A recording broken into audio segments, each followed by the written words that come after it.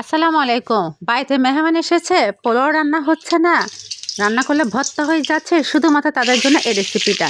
এখানে 1 কাপ তেলের মধ্যে পেঁয়াজ কুচি নিয়েছি, বড় বড় সাইজের 3টা, স্বাদ মতো দিয়ে দিয়েছি লবণ, লাগলে পরে আবারও একটু দিতে পারবো।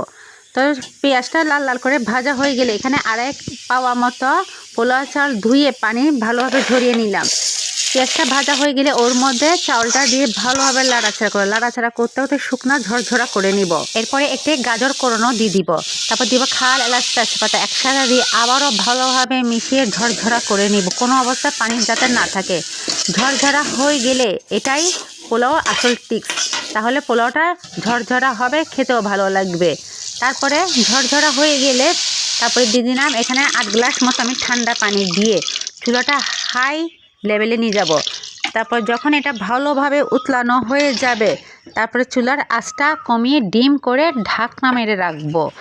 এই ডিম মধ্যে প্রায় 10-15-12 মিনিটের মধ্যে রান্নাটা হয়ে যাবে। চালটা যখন ফুটে যাবে তারপর দিয়ে দিলাম কিছু কিশমিশ, বাদাম, 1 চামচ মতো ঘি দিয়েছি। লবণ কম হয়েছিল, একটু সামান্য লবণও দিয়ে দিলাম, দিয়ে ভালোভাবে মিশিয়ে নিলাম।